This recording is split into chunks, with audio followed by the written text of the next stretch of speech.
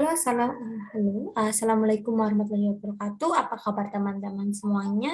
Semoga sehat terus, dilancarkan puasanya sampai akhir. Seperti itu. Oke, di mata kuliah etika bisnis, kita akan membahas tentang etika utilitarianisme di dalam bisnis. Oke, sebentar saya slide dulu.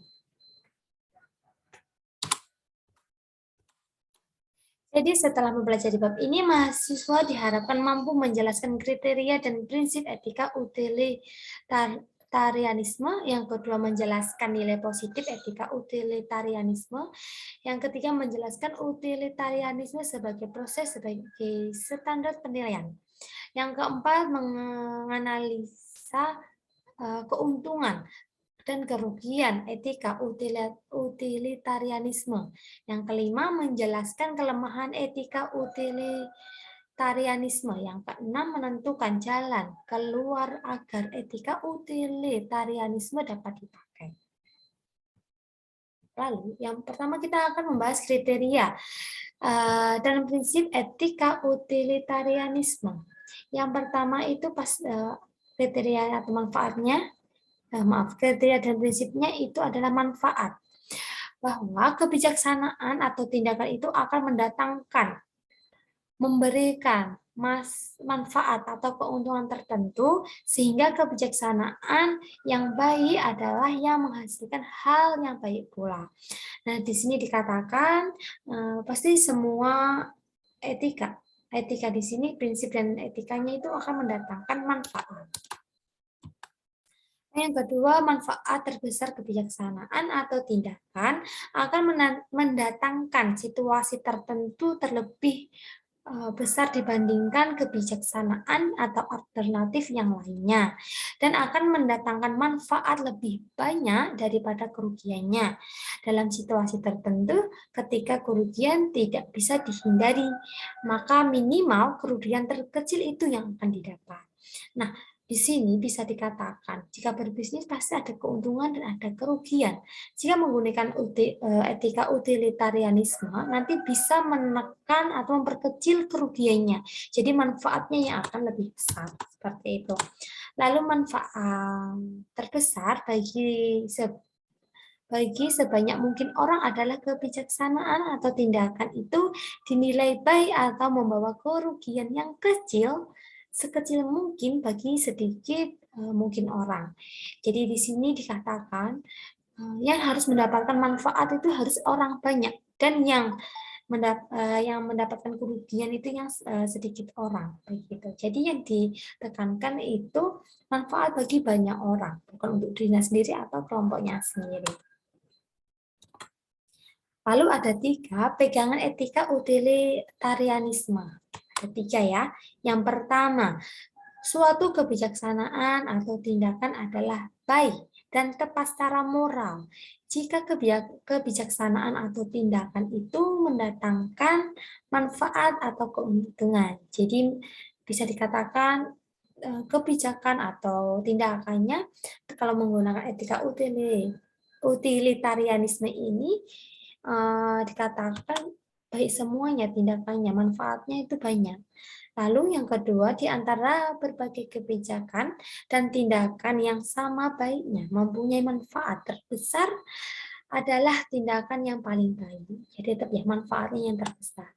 Yang ketiga, di antara kebijaksanaan dan tindakan yang sama-sama mendatangkan manfaat terbesar bagi banyak orang adalah tindakan yang paling baik. Jadi tindakannya itu memang banyak dan itu manfaatnya untuk banyak orang.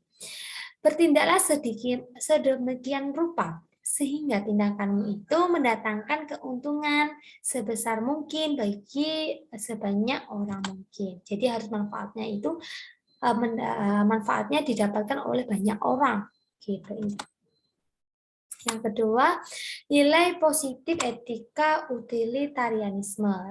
Yang pertama itu rasionalitas adalah prinsip moral yang diajukan oleh etika utilitarianisme ini tidak didasarkan oleh aturan-aturan kaku yang mungkin tidak yang mungkin tidak kita pahami dan kita tidak bisa kita persoalkan absahannya. Jadi sini kalau menggunakan etika utilitarianisme, dia itu tidak kaku, walaupun kalau dunia bisnis itu sudah ada undang-undangnya, tapi untuk tindakan atau kebijaksanaannya itu tidak kaku, jadi nggak plek gitu, jadi bisa dinego, istilahnya seperti itu. Ini sini tuh bisa contohkan tuh misalkan harga-harga barang-barang itu bisa dinaikkan, bisa diturunkan. Jadi enggak saklek gitu aturannya. Nah, yang kedua, etika utilitarianisme sangat menghargai kebebasan setiap pelaku moral. Setiap orang dibiarkan bebas untuk mengambil keputusan dan bertindak dengan hanya memberi 3 kriteria objektif dan rasional tadi. Otonomi manusia yang lalu diberi tempat sentral, di tempat sentral tidak ada paksaan, harus bertindak sesuai dengan cara tertentu yang mungkin tidak diketahui alasannya. Jadi di sini kalau menggunakan etika ini sifatnya bebas, jadi tidak mengekang. Misalnya kalau di rumah tidak harus menggunakan pakaian yang formal, itu enggak usah. Jadi itu dibebaskan. Lalu universalitas yaitu berbeda dengan etika teologi lainnya yang terutama menekankan manfaat bagi diri sendiri atau kelompok sendiri. Etika utilitarianisme ini justru mengutamakan manfaat atau akibat baik dari suatu tindakan bagi banyak orang. Nah, kalau yang di teologi itu kan manfaatnya cukup dirasakan kita sendiri atau kelompok kita. Tapi dengan menggunakan etika utilitarianisme itu kebijakan atau manfaatnya, akibatnya itu bisa dirasakan oleh banyak orang. Nggak cuma karyawan setempat, tapi juga lingkungan setempat, masyarakat lingkungannya juga merasakan. Lalu yang ketiga kita akan bahas tentang utilitarianisme sebagai proses dan sebagai standar penilaian. Nah, etika utilitarianisme dipakai sebagai proses itu untuk mengambil sebuah keputusan, kebijaksanaan atau atau bertindak sebagai menjadi sebuah metode untuk mengambil keputusan yang tepat tentang tindakan yang akan dilakukan. Etika utilitarianisme dipakai untuk perencanaan, mengatur sasaran dan target yang akan dicapai. Jadi dengan etika ini juga bisa sebagai alat alat ukur targetnya, sasarannya siapa, kebijaksanaan dan keputusan perusahaan itu bagaimana, seperti itu. Karena kan di sini di utilitarianisme ini manfaatnya itu kan harus orang banyak ya, nggak cuma karyawannya aja, tapi masyarakat lingkungan atau lingkungannya juga berdampak baik, intinya seperti itu. Lalu etika utilitarianisme juga dipakai sebagai standar penilaian bagi tindakan atau kebijakan yang telah dilakukan apakah benar dipakai sebagai kriteria untuk menilai suatu tindakan atau kebijaksanaan yang telah dilakukan memang baik apa tidak. Dan ini yang paling tepat untuk evaluasi kebijaksanaan atau proyek yang sudah jalan. Nah, di sini itu dia sebagai penilai yang tadi kan sebagai acuan, aturan-aturannya. Nah, di sini itu pada akhirnya sebagai standar penilaian. Nanti evaluasi kerjanya bagaimana. Suatu perusahaan itu nanti kalau kurang bagus, nanti akan diperbaiki kebijakan-kebijakannya. Lalu analisa keuntungan dan kerugian. Keuntungan dan kerugian yang dianalisis jangan semata-mata dipusatkan pada keuntungan dan kerugian perusahaan. Kendati benar, ini adalah sasaran akhir. Nah, bahwa keuntungan dan kerugian bagi banyak pihak lain yang berkaitan dan berkepentingan. Maka sejauh mana suatu kebijakan atau kebijaksanaan dan kegiatan bisnis membawa akibat dan menguntungkan dan merugikan bagi kreditor, konsumen, pemasok, penyalur, dan karyawan atau masyarakat luas. Nah, di sini memang kerugian atau keuntungan itu bisa dirasakan internal ya, atau karyawan perusahaan itu sendiri. Tapi di sini juga harus melihat atau menilai keuntungan bagi konsumen, pemasok, penyalur, seperti itu.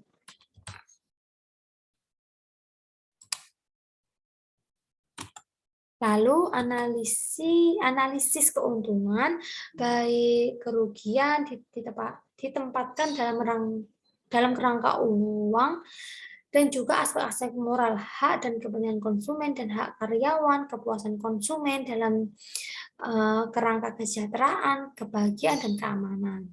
Nah, di sini juga masyarakat atau di sini juga perusahaan itu akan memberikan manfaat, apakah dengan adanya bisnisnya atau perusahaannya itu nanti akan memberikan aspek kepentingan ke konsumennya, hak karyawannya nanti sejahtera apa enggak, karyawan itu sudah digaji sesuai dengan standar apa enggak, lalu bagaimana kepuasan konsumennya biar konsumen itu tidak lari dari produk kita.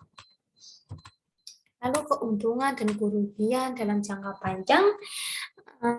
Ini keuntungan dan kerugian dalam jangka panjang penting karena bisa saja dalam jangka pendek sebuah kebijaksanaan dan tindakan bisnis tertentu sangat menguntungkan, tetapi ternyata dalam jangka panjang itu merugikan. Nah, pada ini itu ada contohnya di Indonesia sendiri pada zaman Pak Soeharto. Dulu itu di negara kita itu menjadi swasembada pangan. Jadi kita itu sudah bisa mengirim beras itu sampai ke luar negeri pada zaman itu. Itu karena adanya kebijakan Pak Soeharto, kebijakan atau kebijaksanaan yang pendek. Itu masyarakat atau petani itu bisa diperbolehkan atau diharuskan menggunakan pestisida agar hamanya hilang, lalu menggunakan pupuk-pupuk kimia biar tanamannya cepat gendut, produksinya banyak, seperti itu. Nah, itu cuma dalam jangka pendek pada 10 tahun atau 20 tahun itu memang sangat menguntungkan karena bisa dibuktikan pada waktu itu di Indonesia sudah swasembada pangan, bisa sampai mengirim beras. Nah, tapi pada berjalannya waktu sampai sekarang ini kita lihat akibat dari menggunakan pestisida sama menggunakan itu pupuk kimia, nah, malah dampaknya sekarang itu malah kurang subur, unsur hara pada tanaman itu kurang, dikatakan kurang gitu. Jadi kesuburan tanahnya itu berkurang akibat dari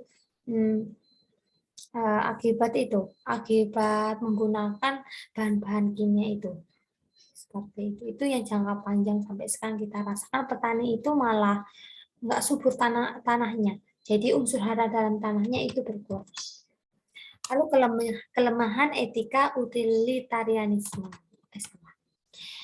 Lalu yang pertama, manfaat merupakan sebuah konsep yang begitu luas sehingga dalam kenyataan praktis malah menimbulkan kesulitan yang tidak sedikit. Karena manfaat bagi manusia berbeda antara satu dengan yang lainnya. Pasti ya, karena perusahaan saat memikirkan manfaat untuk orang banyak, padahal untuk ada sebagian orang yang tidak mendapatkan manfaat itu. Lalu persoalan klasik yang sifatnya lebih filosofis adalah bahwa etika utilitarianisme tidak pernah menganggap serius nilai suatu tindakan pada dirinya sendiri dan hanya memperhatikan nilai suatu tindakan sejauh berkaitan dengan akibat. Padahal sangat mungkin terjadi suatu tindakan tidak baik, tapi ternyata mendapatkan keuntungan dan manfaat. Nah, di sini itu dia kan nggak mementingkan kepentingannya sendiri ya, tapi mementingkan banyak orang. Nah, di situ pasti kepentingan sendiri itu kurang diperhatikan. Nah, pasti akan ada kerugiannya.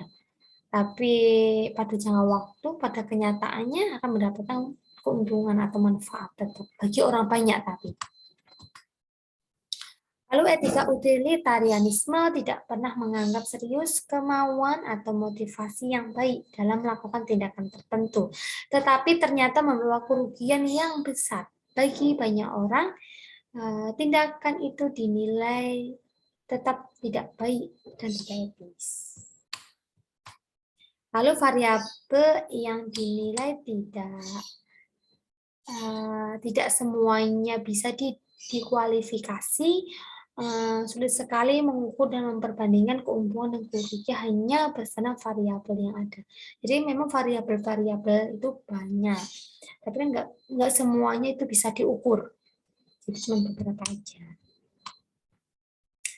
Lalu seandainya ketika kriteria utilitarianisme saling bertentangan, maka akan ada kesulitan cukup besar untuk menentukan prioritas di antara ketiganya. Jadi kalau menggunakan ini nanti sulit untuk menentukan prioritasnya. Lalu kelemahan paling pokok dari etika utilitarianisme adalah bahwa utilitarianisme membenarkan hak kelompok minoritas tertentu dikorbankan demi kepentingan mayoritas.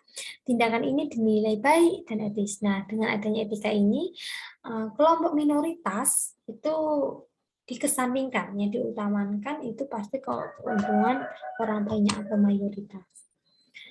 Untuk jalan keluar agar etika utilitarianisme dapat dipakai, itu yang pertama, jujur. Yang pertama harus jujur. Jujur adalah tindakan yang baik karena sesuai dengan aturan moral yang dianut dan diikuti oleh semua orang.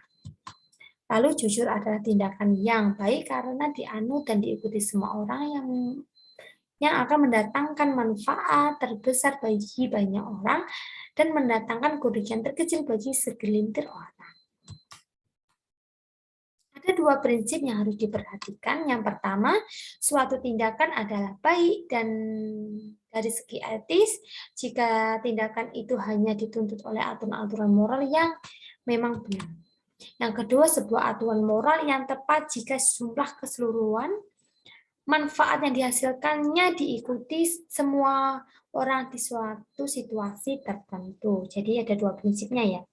Jadi itu tetap ada aturan menggunakan etika utilitarianisme itu tadi ya, tapi tidak melenceng dari aturan-aturan moral yang berlaku.